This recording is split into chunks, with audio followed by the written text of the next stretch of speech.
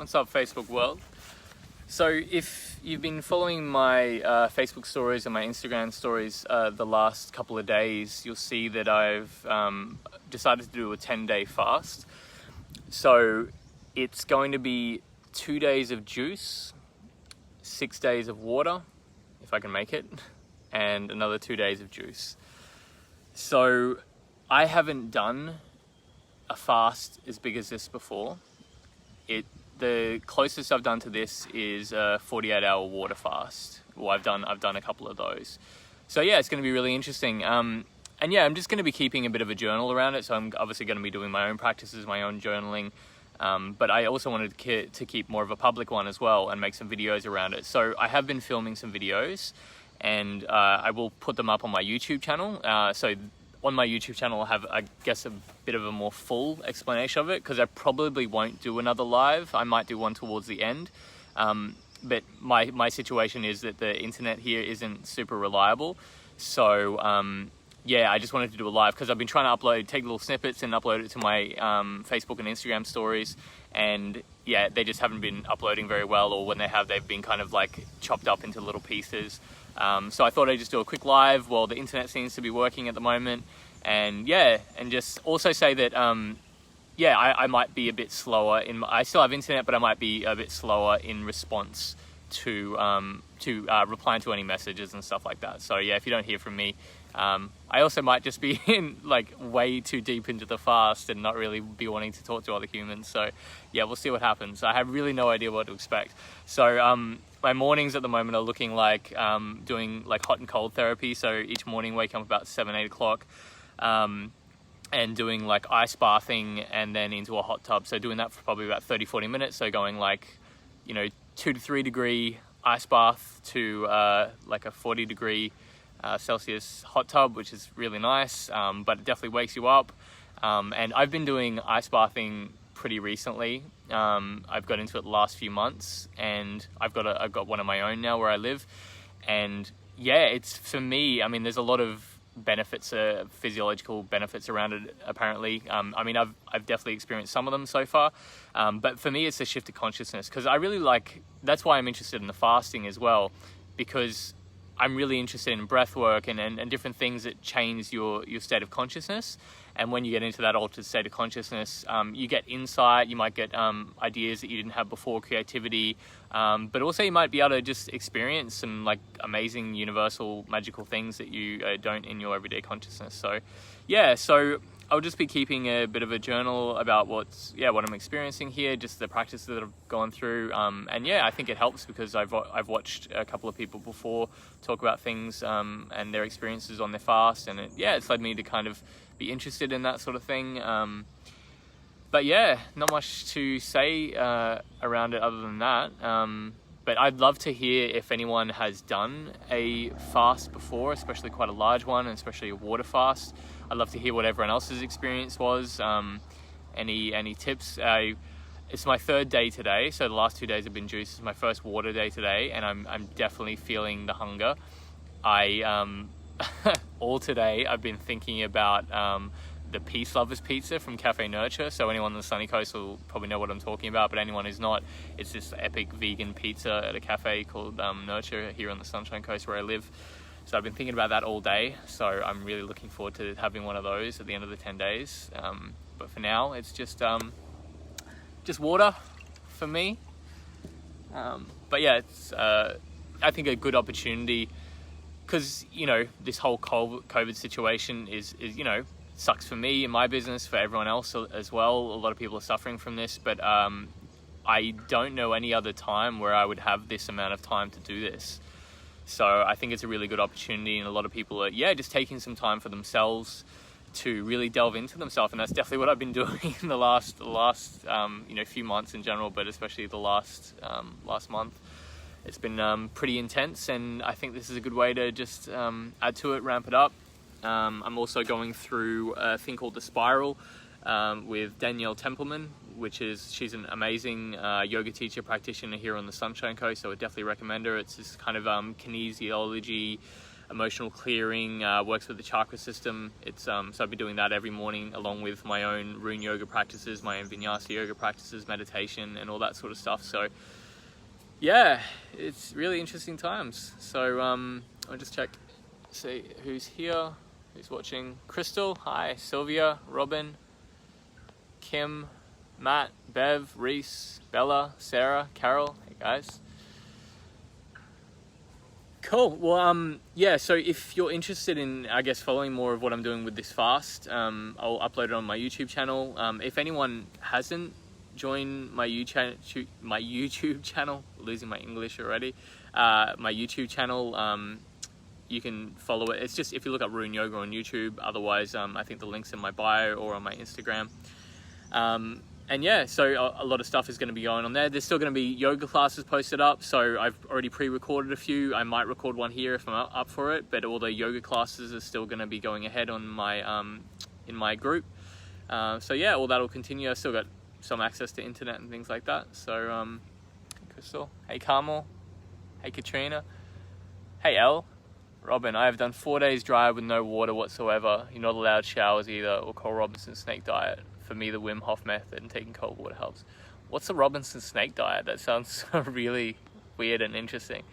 Yeah, I don't know about doing a dry fast. I mean, maybe one day, but I'm just doing water at the moment. I mean, I guess for me, this is kind of like a big cleansing period. I guess like the whole world, I've been going through a lot lately. So yeah, I don't know, for me, it's like a big kind of reset and rebuild. I feel like doing this fast is like stripping back all my layers, and yeah, I'm just dealing with all my stuff, all my shit, right? And I think stripping back all my layers and coming back to what is like innately myself, my values, what is important in my world, and then choosing, going, okay, well, this is actually still important to me, or this is really important to me, or I didn't know this was important to me. So I'm going to keep this as my values. So as I move forward and rebuild myself, I'm going to do more of this, and I really want to be more of this. And this actually isn't relevant to me anymore, so I'm going to get rid of it. And yeah, so it's kind of just like a reset and rebuild. And I feel like a lot of people in the world are doing that right now because everything's slowed down. But that's why I love taking people on retreats, and that's why my focus of what I'm doing in the future, obviously, after all this is blown over, but is focusing on taking people on retreats, because I feel like when you get out of your everyday cycle, everyday routine, because we get lost in it, right? The more we get into routine, the more we kind of switch off and fall asleep, and we don't realize all the things that are happening until a catastrophe happens. And then when this catastrophe has happened, or when any catastrophe happened, or if you get taken out of your everyday life and everything slows down and you actually have to be with yourself, people have breakdowns. Like some of the retreats that I've been on, either like running them or being part of them, within the first few days, people just bawl out crying, have like emotional breakdowns, because, you know, we've been keeping ourselves busy all this time. And then when we actually slow down and stop, we have to deal with all our shit. And that's not a bad thing. I think it's really important. Like, I like this analogy that I've been using for because I feel like I've done that too. And, you know, even I think sometimes us teachers as well, we almost bypass a lot of stuff because we get so stuck in this teacher mode, this teacher archetype, that we almost forget to practice what we're teaching. I mean, it just happens sometimes. It depends what it is. But yeah, so I feel like there's this analogy that I've been using of what's happened to me is that, and probably happened to other people. If anyone's seen Big Daddy, the Adam Sandler movie, so if you haven't seen it, he ends up having to, like, he finds out he has a kid, and then he ends up having to look after this kid, and he has no idea what to do with this kid. And the kid is like peeing and shitting all over the floor and stuff, and he's just covering it up with newspaper. And instead of like shoveling it up, picking it up and putting it in the bin or something, he just puts newspaper over it. And then soon later in the movie, like, someone walks in and the whole place smells, and then there's just piles of newspaper on top of each other. So I feel like that's definitely what I've done in the past. I just haven't dealt with things, so I've just put some newspaper over it, put the newspaper over the shit, right? And then just put another layer and another layer, and then you get immune to the smell as well. But then sometimes it takes someone to be like, hey man, this place really stinks, you need to clean shit up. Yeah, but I think retreats and just getting into a different space can really can really offer an opportunity to delve deeper into that. And then and I guess the challenge after that is to bring it back into our day-to-day world, because that's the issue as well, right? That a lot of people get these experiences and these shifts, but sometimes it's hard to go back to your original, your same surroundings and routine, and then actually bring that change of consciousness with you. So yeah, just gonna see who else is. I think there's some messages that come up while I've been rambling.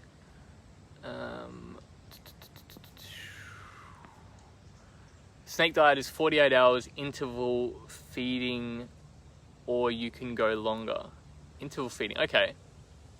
Is that kind of like, I'm not sure exactly what you mean by interval feeding. I guess there's different ways. I've done like intermittent fasting before. I do that quite a bit. Yasmin, hey. Keen to hear more about how your fast goes. Ramadan is coming up, so I'm about to go. Oh, cool. Yeah, sweet. Let me know. I'd love to hear what your experiences are as well. Alice, hey. Carmel, so true. I've noticed that a lot of people, since the COVID stuff unfolded. Yeah, definitely, Carmel. I mean, yeah, it's tricky because, I mean, I'm not going to get into it. Everyone kind of knows what's happening, but also, yeah, there's positive and beauty in every situation, and I almost don't want to be too positive about it sometimes because of all the situation around it. But yeah, there's a lot of positive stuff coming out of it, definitely for me, and definitely from a lot of other people that I talk to. But yeah, it's what you make of it, right? Any catastrophe situation happens, you choose what you want to get out of it. If you want to be stuck in sorrow and all that sort of stuff, and sometimes unfortunately there's things happen that we have no control of, and that's been a big piece for me, because I am definitely like that A-type personality where I want something, I'll go out and get it. I feel like I'm always in control, but having to surrender has been a big piece for me. And I think part of doing this is just surrendering, because I have so much resistance around it. It's like the last thing I want to do right now is fast. I want to be eating good food, and I want to, do things to keep my mind off the things that have been on my mind with all this stuff going on. And with all this time now, because I don't think we realize sometimes how much time we spend making food and eating food, right? And now I have all this extra time, and especially dedicating this space to this, it's making me, stuck with all my stuff. But I think that's exactly what I need right now, and to reintegrate stuff. So yeah, I understand what you mean, Carmel. Carol, yes, finding myself having to face my stuff now that there is time, realizing what I also to distract myself. Yes, that's the thing as well. I mean, it's good being. It's funny because I would consider myself an introvert, because I don't really get bored. I always have things I can do. I could always I always have things I can do. I can read a book. I can do this. I can make music. I've always got things to do. But I do have. Most people think of me as quite extroverted, obviously, because I do have like this public business and public persona and all this sort of stuff. But I was like, no, I'm really introverted. I'm just an extroverted introvert. But realizing, like, when all this lockdown has been happening and this isolation, I'm realizing maybe not how extroverted I am, but how much I appreciate community, and how much I appreciate other humans, I guess. And I think we take that for granted sometimes. That's definitely something that I took for granted. I, hadn't always, caught up with people at cafes and things when I went, because I would go and work in cafes a lot. So I often get my human fix when I go and hang out in a cafe on my laptop, and I'll just chat to the people that work there, or catch up with people and things like that. So yeah, I've definitely been noticing that, and I'm wondering if other people are getting the same thing, of really how much human connection is important, and how much we're really all in this together. I feel like so many people are going through such similar experiences. It's crazy how connected we all are, and I think there's going to be a lot of love coming out of this, that realizing that we're all in this together, and that human connection is so important.